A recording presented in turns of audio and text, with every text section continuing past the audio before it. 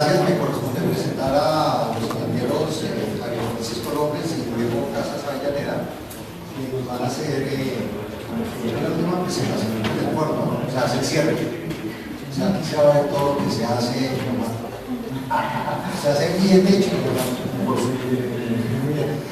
Monitoreo de eficiencias en una valla vial utilizando teléfonos inteligentes y sistemas de información geográfica.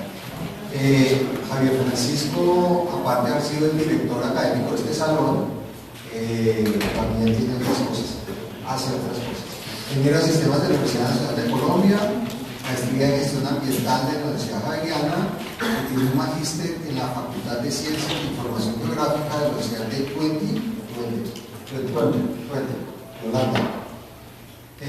Actualmente es profesor de las Universidades de Javeriana y la Universidad Nacional de Colombia y consultor en sistemas de información geográfica en varios proyectos estatales. También hace parte del grupo ISTAB dedicado a la investigación de sistemas de información. Bien, muchas gracias por acompañarnos. Diego es ingeniero de sistemas de la Universidad Javeriana, amplia experiencia y énfasis en temas de sistemas de información y gestión de redes y sistemas distribuidos. Tiene habilidades específicas en sistemas de información geográfica, GIS, LBS, computación móvil y redes empresariales. Y actualmente se desempeña como especialista en soluciones de IDWare y Oracle Direct Latinoamérica. En el equipo de especialistas de soluciones apoya oportunidades de negocio y brinda de conocimientos de soluciones en tecnología de capa media a clientes y a socios de negocio de toda la región. Gracias. Bueno, muchas gracias, Camilo. En primer lugar, pues yo creo que cuando en la última charla hay muchas cosas que los demás conferencistas ya han dicho, y de hecho pues tuve que hacer unos ajustes de última hora a mi conferencia porque varias de las cosas ya las han escuchado ustedes y vamos a hacer un poquito más duras en el caso que nos corresponde. Este fue un trabajo que lo que vine desarrollando con Diego fue estudiante y con él estuvimos participando en unas inquietudes particularmente generadas por la misma Universidad Javeriana en el marco de un programa que se llama el programa de la Facultad de Ingeniería, el programa social de la Facultad de Ingeniería. Esto pues lo que busca es llevar un poco más a la realidad de la investigación. Hay que salir a la calle para ver dónde están los problemas. Todos los estudiantes, que muchos de los que están acá, normalmente cuando van a hacer trabajo de grado, necesitan un problema sencillo. No hay sino que salir del aula de clase para encontrar los problemas.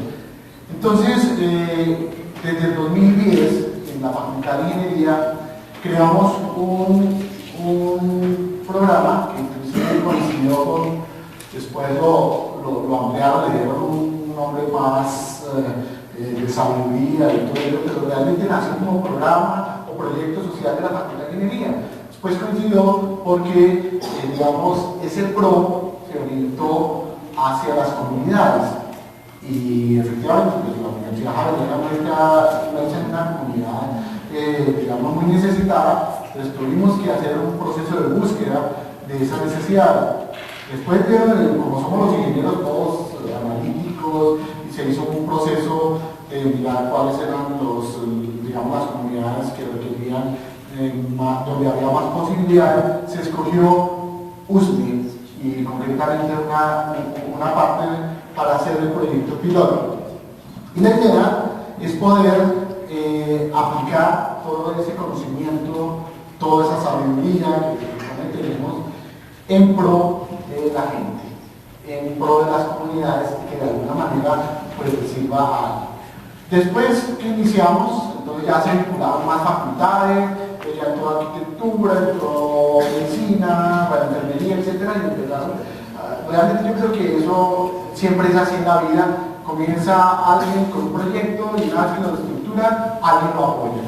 En este caso entonces decidimos tomar un sector como piloto, porque pues USME es muy grande, de todas maneras, inclusive para los que no están enterados, USME es de la capital, USME no es no es fuera de Bogotá, Usme hace parte del Distrito Capital, es una localidad, lo que pasa es que tiene unas condiciones particulares,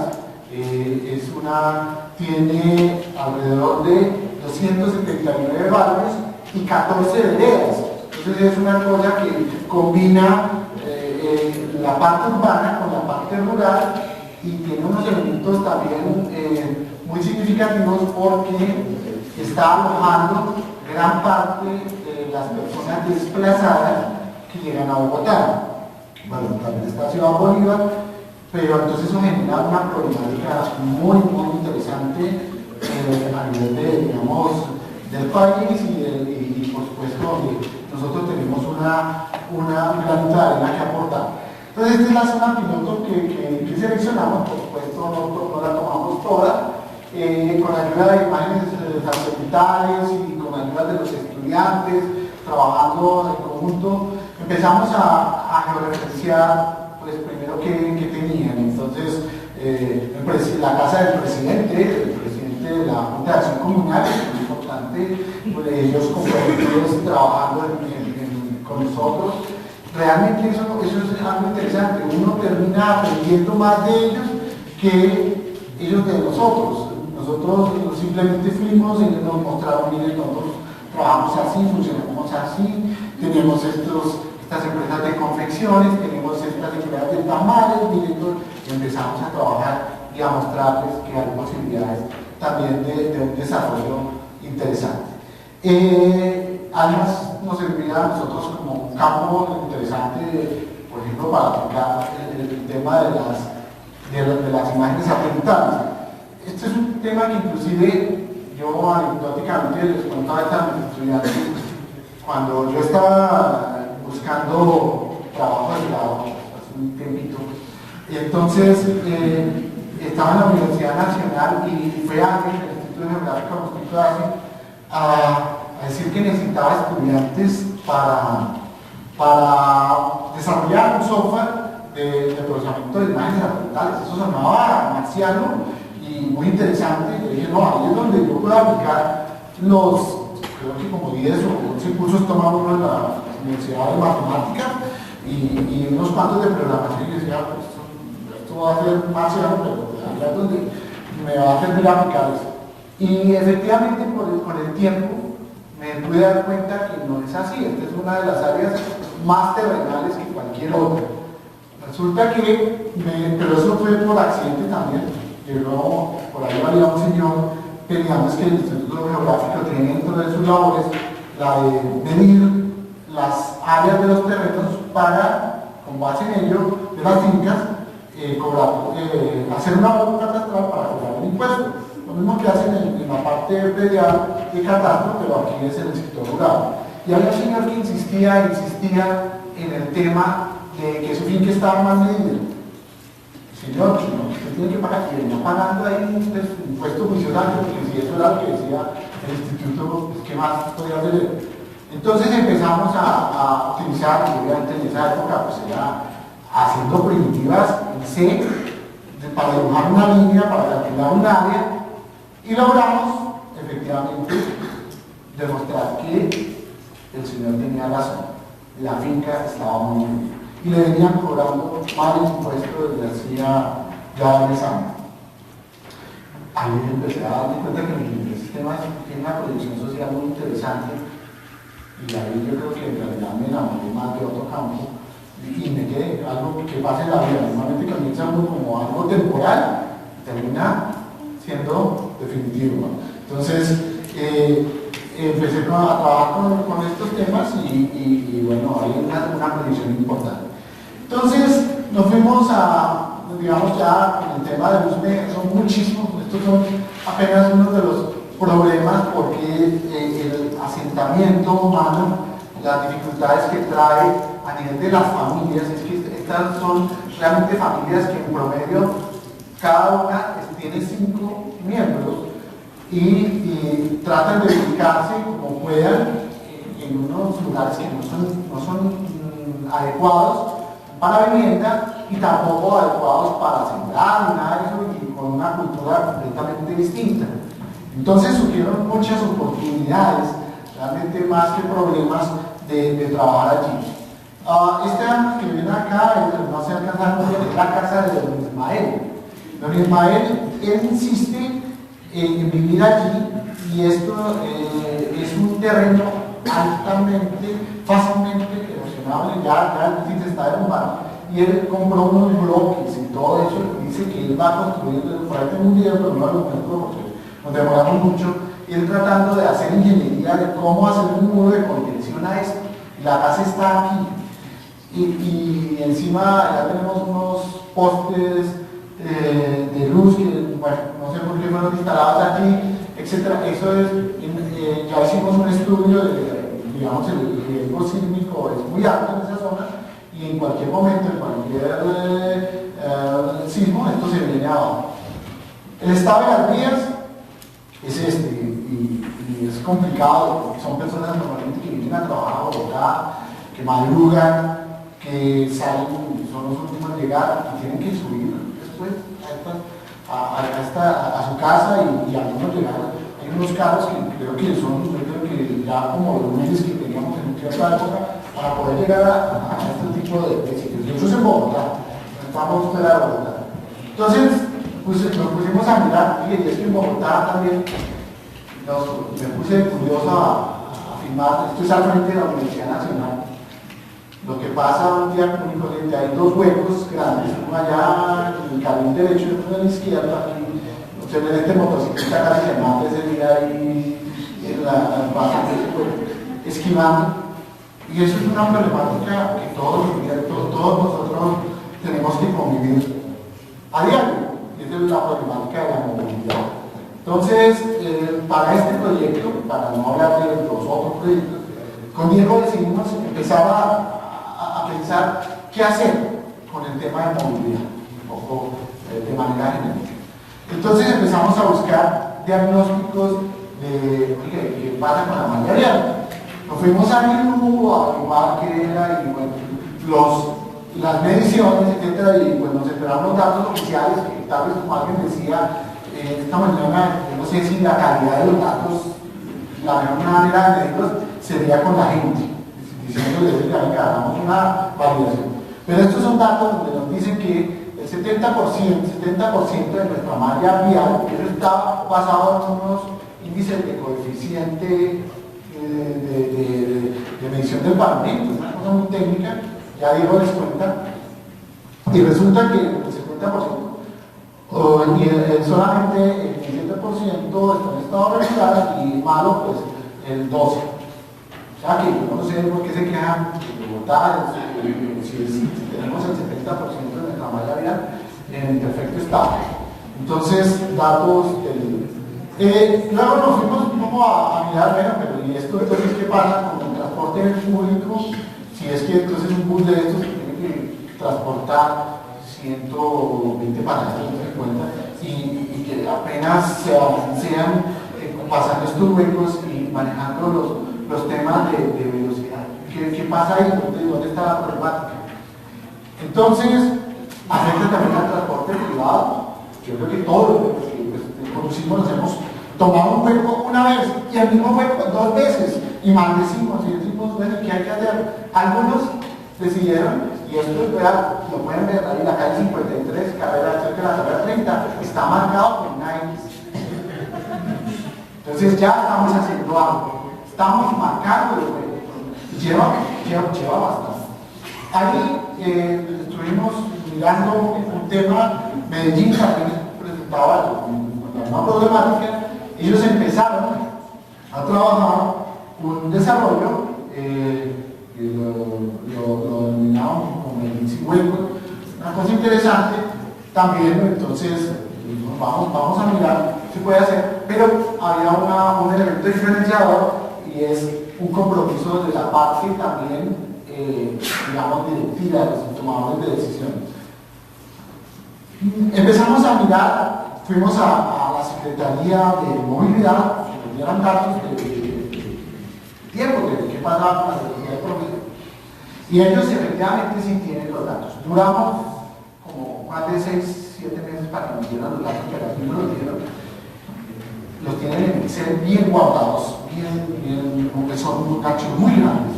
Ellos son fruto de esos trabajos que hacen las personas que se sientan ahí al lado de un semáforo con una chaquetita, ustedes han visto apuntar carros, ¿sí? Y entonces ellos tienen ahí mediciones muy interesantes, vamos aquí por tramos. Entonces, ¿qué pasa entre la carrera 85 y calle 40? Por la 1 de mayo, etcétera, y por todos estos tramos lo tienen, pero eso no está nada georreferenciado, pero georreferenciado nosotros como para darles una idea, porque pues esto es un gráfico muy pesado, esta es un gráfico. La velocidad promedio, digamos, aquí a las 8 de la mañana puede ser 20-25 kilómetros por hora. De pronto en algunos sectores hay unos, digamos aquí, para las 6 de la mañana, pero andar. O sea, si uno se compra un vehículo de alta gama para andar a más de 40 kilómetros por hora, lo podrá disfrutar a estas horas, 6 de la mañana, ahora sí, en Bogotá. Entonces, interesantísimo.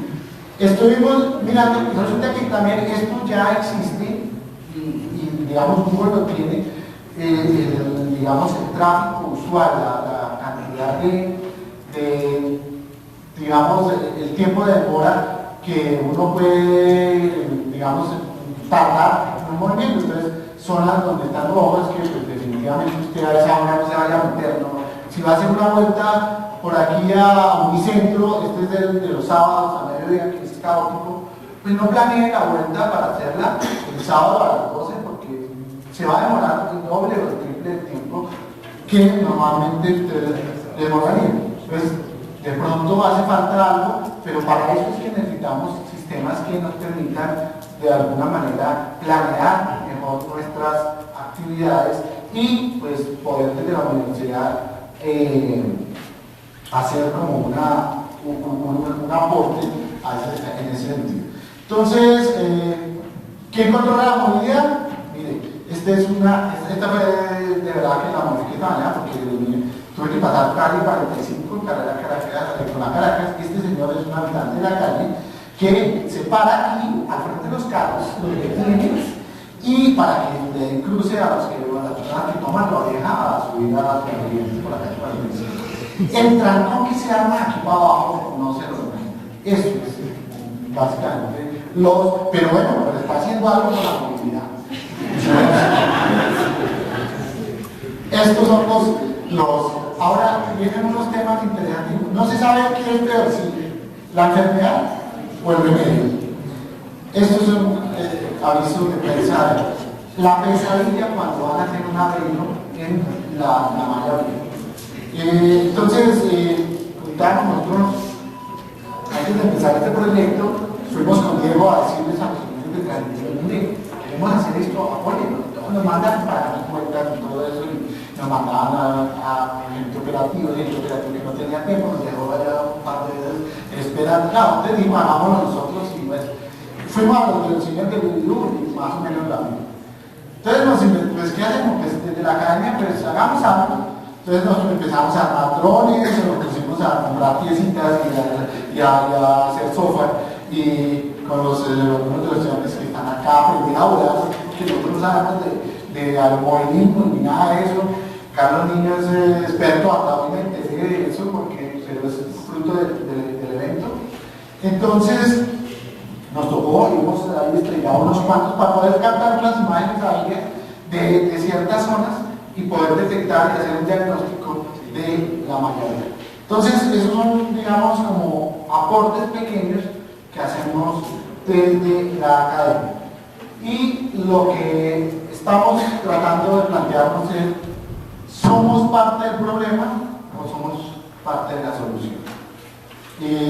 Creemos, pues, en políticas públicas, pues, no somos tomadores de decisiones, pero queremos aportar a aquellos que toman las decisiones y les estamos proponiendo un sistema de monitoreo para la parte de la malla vial, bien sea para controlar el tema de la detección, de la clasificación de las deficiencias, o para programar los arreglos. Obviamente esto tiene un tema técnico muy interesante de clasificación, de priorización, que les va a explicar entonces.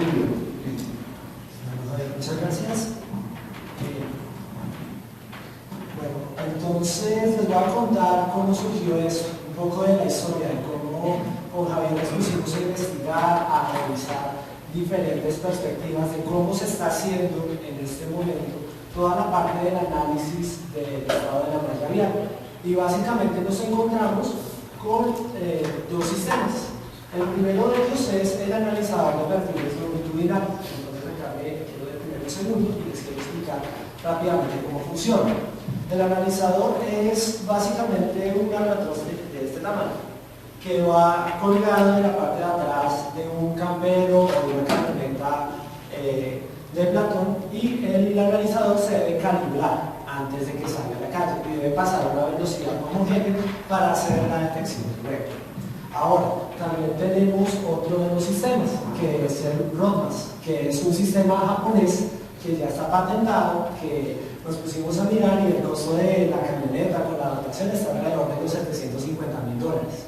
Entonces, pensar en una solución de estas, que bueno, nos puede dar mucha información, puede hacer georreferenciación, tiene también cámara infrarroja para detectar cuál es el estado de pavimento, es capaz de con una calibración especial saber en dónde se pueden presentar las imperfecciones, pero es una tecnología sumamente costosa y que realmente para incorporarla a nuestro medio resulta un poco complicado.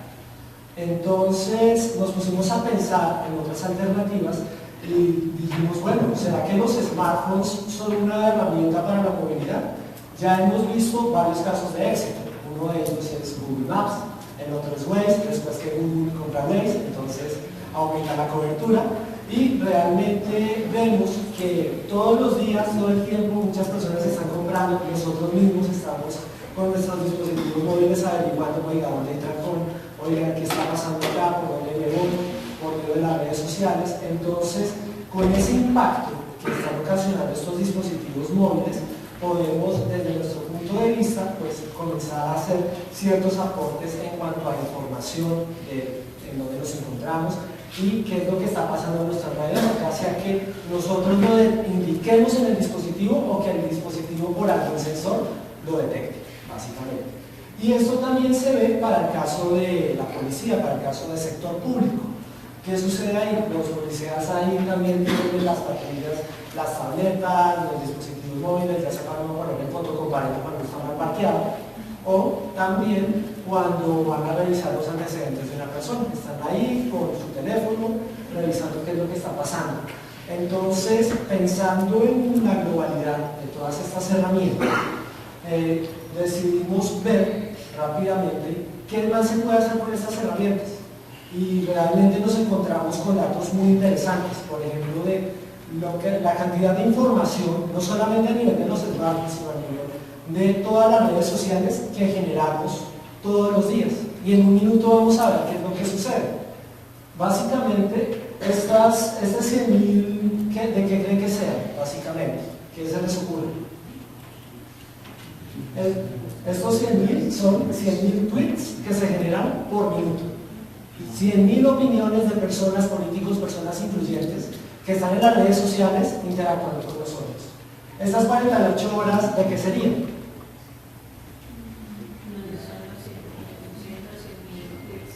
Por YouTube. Y las 48 horas serían de YouTube. Es decir, es increíble que en un minuto la gente esté subiendo 48 horas de video. Estos 3.600 son de las 3.600 imágenes que las personas suben por minuto a Instagram. Y lo más increíble, el 5.400. El 5.400 son la cantidad de mediciones que puede captar un acelerómetro de un teléfono convencional por minuto. Entonces, por ejemplo, para un juego de realidad virtual o un juego de Need for Speed que está disponible en los celulares, es muy fácil que uno gire un poquito el dispositivo y ya tiene otra lectura diferente. O uno lo cambia y no, ya perdí el mundo. ¿Por qué? Por la precisión de los acelerómetros. Eso es un ejemplo cotidiano. Ahora llevemos todo esto a la vida real, a nuestra problemática. Pensando en este entorno ya de gran información, en este reto que también está bajo la tendencia del Fast Data, la cantidad de información que tenemos acá, es básicamente lo que estamos haciendo todos los días en nuestros teléfonos. Imagínense la información que vamos a obtener de la localización del GPS de todos los que nos encontramos en este entorno, por segundo, por minuto, que la podamos localizar, que la podamos trabajar, que podamos hacer un análisis, una correlación con esto, igual con los acelerómetros. Tenemos una gran cantidad de información que debemos hacer un análisis bastante concienzudo y también de forma muy ágil, porque los datos cambian con mucha facilidad. Entonces, pensando en esto, CIMER, que es el sistema que diseñamos junto con Javier en el proyecto de investigación, consta de 3 funcionalidades principales. La primera de ellas es toda la parte de captura de imperfecciones viales. Entonces, ¿cómo se hace esta captura? A través del acelerómetro, principalmente. Ya veremos otros sensores que se utilizan para correlacionar toda la información. También tenemos la parte de la clasificación, y aquí vamos con la parte de Fast Data y la cantidad de información por minuto que estamos obteniendo. ¿Qué hacemos con todo eso? ¿Lo dejamos guardado en una hoja de Excel, lo dejamos guardado en una base de datos ahí sin más, sin darle valor? No, tenemos que procesarlo. Entonces, por eso también realizamos la clasificación en una escala estándar, que ya más adelante se las explicaré, para ver cuál es el estado de gravedad de nuestra ciudad. Y por último, hacemos el análisis de los sistemas de información geográfica.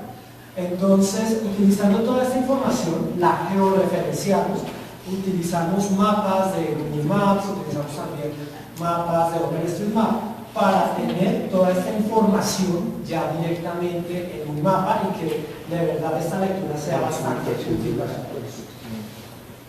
¿Cómo se realiza ahora el monitoreo de las imperfecciones? Básicamente hacemos una primera etapa de captura y filtrado de toda la información. Entonces, esta captura la realizamos a través del dispositivo móvil, que se encuentra ya preparado para recibir todas las lecturas del acelerómetro. Pero no solamente utilizamos el acelerómetro, utilizamos 2 sensores más. El GPS para hacer la localización del lugar donde está la imperfección vial y también la brújula para saber en qué sentido de la calle está la imperfección. ¿Qué pasa si solamente utilizamos el GPS? El GPS tiene un grado de precisión de 2 a 5 metros, entonces si el hueco está acá y la lectura me la hizo acá, no voy a tener la información precisa para indicar en dónde está el hueco. O si aquí está el separador y me la marcó en el otro carril, necesito otro sensor que me indique el criterio en el cual está situado. Si está situado de norte a sur o de sur a norte. Para eso también utilizamos la brújula en este caso. Después de hacer la captura de la información, hacemos un filtrado. Muchas veces el acelerómetro capta datos que son basura, que no nos interesan. A nosotros en este proyecto, ¿qué nos interesaba? Todas las variaciones. Nosotros sabemos que la gravedad va a ser continua, que siempre va a marcar 9,8, que las oscilaciones que hablan en el camino no nos interesan es cuando hay un salto o cuando hay una variación importante dentro de las lecturas. Entonces utilizamos un filtro para saber en qué momento hubo una imperfección y ahí sí lanzar la alerta desde el dispositivo móvil hasta el servidor principal. Después, en el servidor principal, ¿qué hacemos? Hacemos el almacenamiento de la captura de los datos. Entonces, este almacenamiento se realiza a través de un sistema de información que tiene referencia geográfica y que también nos permite consultar toda la información de una forma mucho más ágil. También en la parte del análisis y la catalogación. Básicamente, lo que hacemos acá es, por medio de un algoritmo, hacemos el análisis de todas las lecturas para saber en qué momento se produjo la imperfección y de qué tipo es. Este análisis también está programado para que se pueda hacer de forma manual. Entonces, en este caso, lo que se hace es que un analista, una persona se sienta a revisar las lecturas, a revisar la zona, si conoce la zona, también aporta su criterio y realiza finalmente el análisis para definir el tipo de imperfección y el grado de daño que hay en la vía. Por último, se hace una generación de datos espaciales, que son los que se utilizan en los mapas para visualizar los datos, y por último, ya la visualización de los mapas y los reportes automáticos. Entonces, estos reportes nos van a indicar cerca de qué estación hay un daño, cerca de qué otro lugar hay otro inconveniente con respecto a la malla vial de forma automatizada. Ahora, en la captura de imperfecciones viales, básicamente, ¿cómo se hace? Nosotros planteamos en el prototipo que estamos trabajando una forma muy fácil de hacerlo. El dispositivo va a estar quieto en esta posición, de tal forma que la pantalla esté boca arriba y el sentido de la cabeza del dispositivo hacia donde se dirige vaya en la dirección del vehículo, para poder hacer la captura de la información de forma correcta. Entonces acá, en el suelo, la base del dispositivo va contra el suelo y la pantalla va boca arriba para poder tomar las capturas. Y a medida que el vehículo se va moviendo, se puede hacer toda la captura de la información y de toda la localización y el sentido en el que va. ¿Cuál es posiblemente nuestro sueño en este caso? Es vincularnos a otra campaña, que esta iniciativa tal vez sea parte de otras aplicaciones móviles que sean capaces de recolectar esta información y que realmente esto actúe en pro de todos nosotros, para que no solamente se quede en el prototipo, sino pase a la realidad. Entonces acá utilizamos los 3 sensores, la brújula, el acelerómetro, el GPS, para lograr que toda esta información combinada nos dé el resultado final.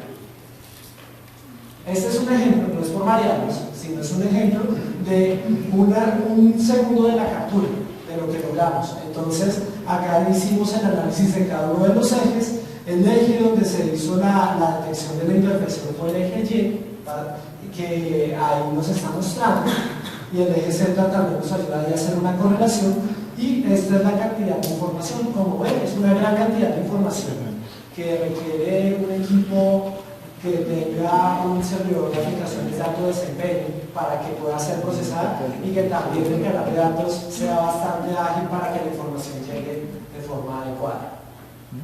Ahora, en cuanto a la calificación de las imperfecciones viales, contamos con esta interfaz que nos va a permitir acá determinar cuál es el tipo de imperfección que se obtuvo. Entonces acá tenemos las lecturas, tenemos esta información y aquí se hace la calificación de forma manual. Esto es la vista del analista, como la persona que está allá revisando los datos vería el sistema finalmente para poder tener toda la información. Ahora, en cuanto a los análisis, desarrollamos 3 tipos de análisis diferentes que pueden ser de mucho valor para obtener la información, en este caso. Entonces, el primero de ellos es un análisis del tipo buffer, en el cual nosotros vemos en dónde está situada la imperfección y la zona circundante que puede estar afectada. Entonces, esto nos puede ayudar a hacer aproximaciones, ya también teniendo en cuenta la precisión del GPS. Si el GPS en ese momento me marcó 25 metros, tras un buffer de 25 metros. Si realizó una captura con una precisión de 5 o 2 metros, tras un buffer de menor tamaño, y esto nos va a ayudar a saber cuál es el área posible que está afectada. También vamos a tener un análisis de microcluster, en el cual se van a cuantificar las lecturas. ¿Cuántas veces se ha hecho la detección en este punto? ¿Cuántas veces se ha hecho la detección arriba sobre la calle 137? Entonces, dependiendo de la cantidad de lecturas, vamos a tener una especie de heatmap que nos va a permitir saber cuál es la cantidad de lecturas que vamos a tener acá directamente en cada uno de los puntos. Entonces, acá tenemos 31 lecturas después del puente de la 134, creo que ya corrigimos esa imperfección, y aquí en la parte de arriba ya vamos a tener menos lecturas. Entonces esto nos ayuda a que si nosotros nos situamos en una franja de tiempo, determinar en qué lugares hay más y menos lecturas con el paso del tiempo. También el último análisis que tomamos fue el análisis por estación. Entonces acá lo que hicimos en el caso de la autopista norte fue tomar las localizaciones cercanas a las estaciones de Transmilenio como un punto de referencia para sectorizar en qué puntos había imperfecciones viales. Entonces hay veces la información por sectores puede ser mucho más importante para una entidad del Estado, como por ejemplo el IDU, que está programando continuamente mantenimientos. Entonces, tener la información de un sector y después de otro sector puede ser, en este caso, mucho más de valor que tener toda la información de un solo lado. Y por último, tenemos la arquitectura. Acá, básicamente, este es el corazón, esta es la caja blanca de nuestro sistema, que básicamente tiene 5 partes. Entonces, una de las principales partes, es la parte del dispositivo móvil. Entonces, el dispositivo móvil cuenta básicamente con la administración de los sensores, que es un API que nos permite administrar el acelerómetro, el GPS y la brújula. Y también el administrador de conexiones, debido a que necesitamos que esta aplicación, que no hay sola en el mundo, se conecte a través de la red móvil al servidor web para obtener esa información. Ahora, dentro de la aplicación móvil tenemos un controlador basado en eventos, y aquí es donde está la parte mágica, la parte que más nos costó configurar. ¿Por qué? Porque acá va definida la regla que define una imperfección vial, va definida la regla que debe seguir la comunicación y la correlación entre los diferentes sensores. Entonces, acá en el controlador basado en eventos está una buena parte de la información que está codificada. También contamos con el mecanismo de invocación remota, con la parte de visualización del usuario, de la interfaz gráfica, que le permite al usuario iniciar, parar la lectura, y si está haciendo la lectura manual, le permite hacer la clasificación de la imperfección vial. Entonces, esta tecnología está diseñada en Android de forma nativa a través del API, funciona a través desde la versión 1.6 y realmente pues, la parte desafiante para nosotros fue lograr que los 3 sensores trabajaran de forma coordinada y que las reglas de establecer qué es una imperfección, qué no es una imperfección, y qué es un error de lectura y qué es un error de movimiento, se lograron. Entonces, es una parte bien interesante del proyecto. Ahora nos vamos a enfocar en el servidor de base de datos. Bueno, para este caso hicimos 2 pruebas, una con la base de datos Oracle, otra con la base de datos MySQL, que es de Oracle, y que nos permitieron también tener toda la información, utilizando toda la parte de georreferenciación y también toda la parte de los objetos geográficos sobre la base de datos Oracle, para tener toda la información organizada y poderla tomar directamente en el servidor web. Entonces, el servidor web es, primero que todo, quien recibe toda la información. Entonces, como ven acá, tenemos un servicio web que nos va a permitir obtener toda la información desde los dispositivos móviles hasta el servidor de aplicaciones. Y en este caso, el servidor de aplicaciones no puede ser un servidor de aplicaciones ligero, básicamente. Necesitamos un servidor robusto que nos proporcione fiabilidad, que nos proporcione alto desempeño y que también nos ayude con toda la parte administrativa, que se puede tornar un poco compleja con toda esta infraestructura. Básicamente, para el servidor de aplicaciones utilizamos WebLogic Server. Entonces, el WebLogic Server es un servidor de aplicaciones que nos va a permitir tener esta infraestructura ya sea en un servidor, o ya también posiblemente si hay alguna entidad del Estado que solamente la quiera como servicio, nos puede permitir tener esta infraestructura en cloud, que también está muy de moda en estos días. Entonces, con la misma aplicación, con la misma configuración, simplemente se replica a la nube y funcionaría de la misma forma, con las mismas prestaciones y solamente como servicio, sin necesidad de tener los fierros ahí puestos en el data center.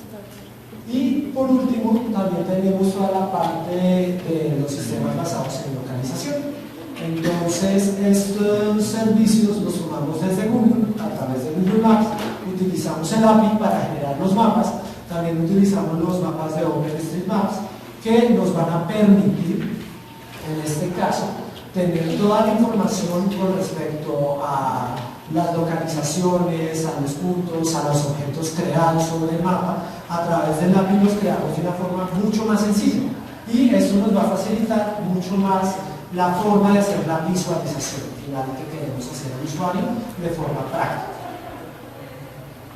Ahora, por último, quiero dejarlos con 3 beneficios de la solución que hemos venido trabajando y que pues esperamos que tenga cierta continuidad en el futuro.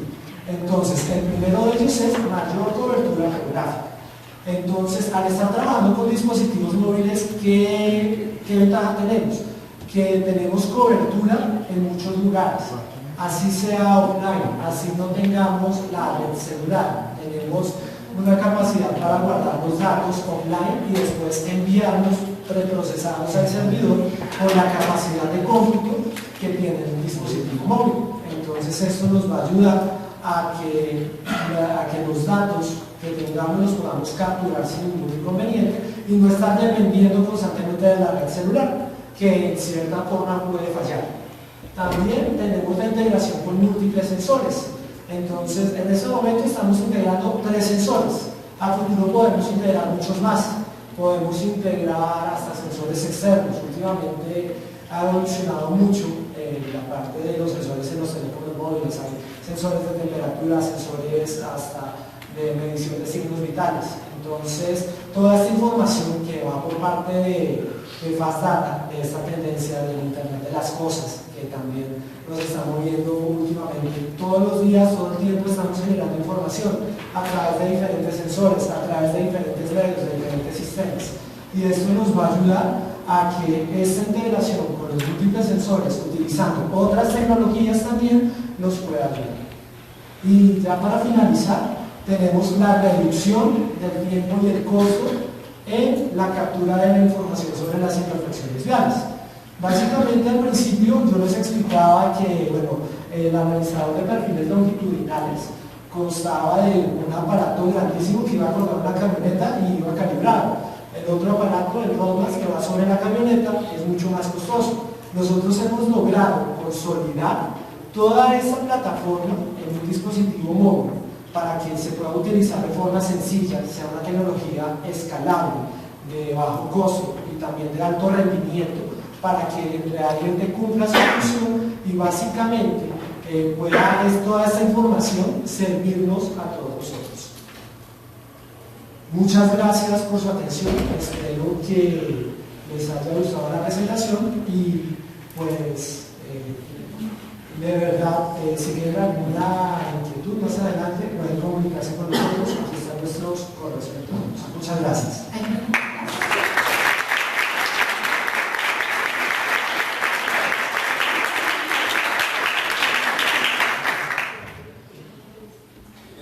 Buenas tardes, yo ya tenía el placer de conocer su trabajo y nuevamente reconocer en otro foro pues, que me parece una propuesta muy interesante, pero quería saber si toda esa información que están recopilando está sirviendo para la toma de decisión, es decir, ¿se están tapando huecos o seguimos con los mismos huecos pero ahora geolocalizados? Que conste que mi pregunta no va con mala intención. No, perfecto. Es que ahí es donde viene un tema y es los ingenieros que tanto participamos de la toma de decisiones. Nosotros, pues, realmente, pues a mí me llama la atención y siempre impulsamos los ingenieros debemos entrar cada vez más en los procesos de toma de decisiones. Ustedes saben que esa no es la realidad de nuestro sistema político, las decisiones se toman por otras razones, etc. Y para darte una respuesta sincera, los huecos, bueno, se están empezando a tapar, pero yo creo que no al mismo ritmo que, por ejemplo, se está haciendo en Medellín. Sería interesante, digamos, imagínense una apuesta de este estilo, que le dijéramos a la alcaldía que cada persona que reporte un hueco y que a los 8 días no sea tapado, le rebajen el impuesto de semaforización. Eso son como 48.000 pesos. A ver, sería interesante a ver que a eso le apostó, pues Medellín no da un incentivo así económico, pero sí la gente está entrando y los están tapando. La diferencia es que, bueno, aquí hemos tenido unos inconvenientes que no son del ámbito de este auditorio, pero están preocupados por otras cosas. Y hoy, por ejemplo, el tema de lo que habla el presidente, el gerente de Transmilenio es crítico, que tienen que reconstruir la Caracas. O sea, imagínense reconstruir la Caracas en estos momentos. Me comentaban ahora de manera informal que parece que tiene un récord línea en la Caracas y es que es la línea, o sea, el carril que mayor cantidad de pasajeros transporta en el mundo, decían, y que estamos manejando una cosa y ahora la verdad es que yo no sé cómo estamos haciendo. Y si esto ha salido en estos días, precisamente de los lugares que tienen transporte masivo, si esto no toman decisiones, la información está, la estamos localizando, pero de ahí ya escapa al alcance nuestro.